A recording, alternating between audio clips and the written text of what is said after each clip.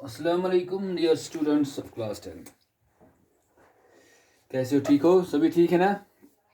हम डिस्कस कर रहे थे फिजिक्स का सेकंड यूनिट।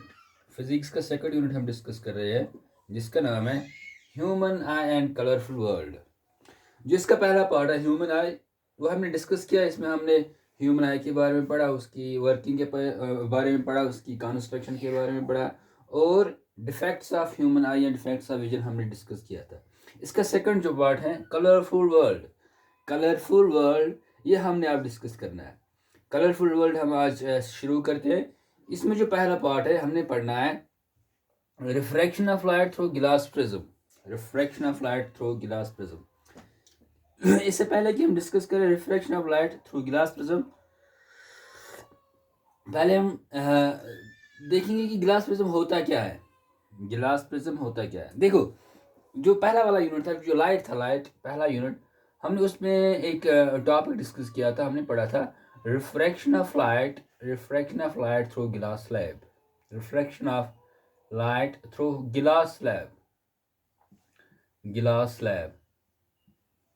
जैसे हमने वहाँ पे एक अरे डायग्राम बनाई थी। गिलास स्लैब हम ऐसे रेक्टेंगल से दिखाते हैं, लाइट इंसिडेंट रे, फिर हमने क्या कहते हैं, यहाँ पे नॉर्मल है, यहाँ पे बेंडिंग ऑफ लाइट होती है, यहाँ पे एक और नॉर्मल है, यहाँ पे फिर होता है, ये इंसिडेंट रे है, ये इमरजेंट रे है। ये जो यहाँ पे हमने गिलास स्लैब बनाया था, हमने कहा था जो इस गिलास स्लैब की रिफ्रैक्टिंग सरफेस है वो आपस में पैरेलल है, इसलिए जो इंसिडेंट रे और इमरजेंट रे है वो आपस में क्या निकलते हैं, पैरेलल। गिलास स्लेब, जो गिलास प्रिज्म होता है, एक ऐसी गिलास, ये भी एक गिलास का बना हुआ होता है, जैसे गिलास स्लेब गिलास का बना हुआ होता है, गिलास प्रिज्म भी गिलास का ही बना हुआ होता है। लेकिन गिलास स्लेब और गिलास प्रिज्म में एक जो मेजर डिफरेंस है वो ये है कि गिलास स्लेब में जो रिफ्रैक्टिंग सरफेस वो आपस में पैरेलल है, इसलिए जो इंसिडेंट रे और इमर्जेंट रेज होते हैं आपस में पैरेलल होती है। लेकिन गिलास प्रिज्म में जो रिफ्रैक्टिंग सरफेसेस होते हैं वो पैरेलल नहीं होते हैं, वो होते हैं आपस में एक एंगल पे। They are at an angle. जैसे ये गिलास प्रिज्म है, ये गिलास प्रिज्म की यहाँ पे हमने, गिलास प्रिज्म होता है क्या, गिलास प्रिज्म गिलास का बना हुआ होता है, एक ऑब्जेक्ट होता है।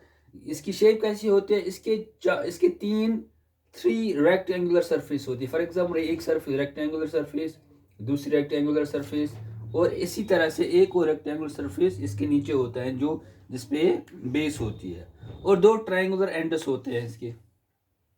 समझ में आ रहा है?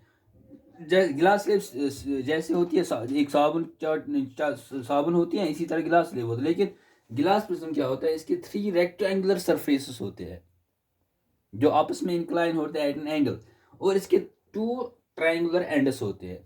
जहाँ जैसे यहाँ पे हमने इसकी रिप्रेजेंटेशन, यहाँ पे हमें दो रेक्टेंगुलर सरफेस दिखाई देते हैं। एक को हमने नाम दिया था F1, दूसरे को हमने नाम दिया है F2। इसी तरह जो ये QPR है, इसका एक ट्रायंगुलर एंड है, इस तरह से पिछला वाला एक एंड होगा, इस तरह एक रेक्टेंगुलर सरफेस इसके नीचे होगी। समझ में आता है? ठीक है ना? ये जो दो रेक्टेंगुलर सरफेसेस है, ये रिफ्रैक्टिंग सरफेसेस है। ये आपस में पैरेलल नहीं है, लेकिन ये आपस में एक एंगल पे है।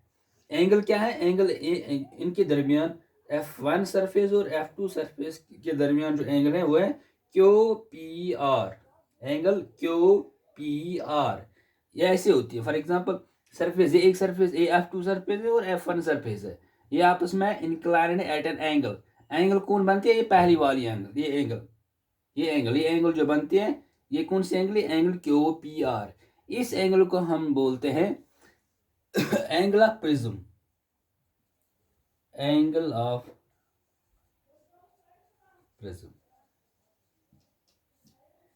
समझ में आ रहा है?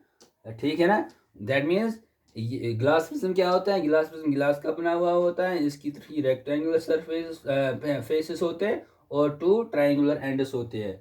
जो इसके सरफेस रेक्टेंगुलर सरफेस वो इंक्लाइन होते हैं एक एंगल, जिस एंगल को हम बोलते हैं एंगल ऑफ प्रिज्म। इसमें क्या होती है? इसमें रिफ्रैक्टिंग सरफेसेस, क्योंकि यहाँ पे रिफ्रैक्टिंग सरफेसेस आपस में एक एंगल पे होते हैं, लिहाजा जो इंसिडेंट रेज और रिफ्रैक्टिंग रेज होंगे वो आपस में पैरेलल नहीं होंगे, बल्कि वो भी इंक्लाइंड होंगे। दैट मीन्स इंसिडेंट रो और इमरजेंट रेज आपस में पैरेलल नहीं होंगे, वो भी इसमें जो इंसिडेंट रे और इमरजेंट रे वो डिवेट होती है अपने पास से। इंसिडेंट रे डिवेट होती है जब वो निकलती है एज एन इमरजेंट रे, वो डिवेट होती है from its path at an angle. किस एंगल पे, वो हम देखेंगे जब हम पढ़ेंगे refraction in case of glass prism. समझ में आ रहा है? ठीक है ना। ये जो गिलास प्रिज्म है इसको हम कभी कभार ट्रायंगुलर गिलास प्रिज्म ही बोलते हैं। ट्रायंगुलर गिलास प्रिज्म या सिर्फ गिलास प्रिज्म बोलते हैं, या कभी प्रिज्म ऑनली प्रिज्म बोलते हैं। समझ में आ रहा है? गेटिंग? समझ में आ रहा है? तो मेजर डिफरेंस क्या होता है गिलास स्लेब और गिलास प्रिज्म में? यही होता है कि रिफ्रैक्ट, यहाँ पे गिलास प्रिज्म में रिफ्रैक्टिंग सरफेस आपस में पैरेलल नहीं होते हैं, वो इंक्लाइंड होते हैं एट एंगल, इसलिए जो इंसिडेंट रे और इमरजेंट रेज होती है वो आपस में क्या वो पैरेलल नहीं निकलते, वो इमरजेंट रे डिवेट होती है पाथ से थ्रू एन एंगल। वो कितनी एंगल होती क्या होगी वो हम पढ़ेंगे इंशाल्लाह आराम से नेक्स्ट टॉपिक में, जिसको हम बोलेंगे refraction in case of glass prism. ये जो यहाँ पे मैंने यहाँ पे ट्रायंगल बनाई है, अगर हमने रे डायग्राम बनानी हो for to show the refraction of glass prism, वहाँ पे हम पूरा प्रिज्म नहीं बनाते for the sake of convenience. To draw the ray diagram for the refraction of light through glass prism we simply draw a triangle. ये triangle क्या represent glass prism. यदि ray diagram बनाओ for refraction of light through glass prism, बनाओ पूर triangle, बनाओ पूर glass prism के इसके वही सिंपली बनाओ ट्रायंगल कि ट्रायंगल रिप्रेजेंट ग्लास प्रिज्म।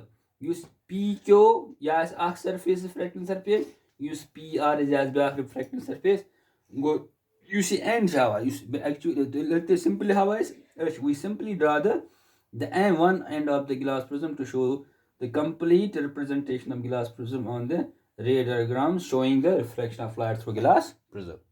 कल हम डिस्कस करेंगे reflection of light through glass prism. Thank you very much.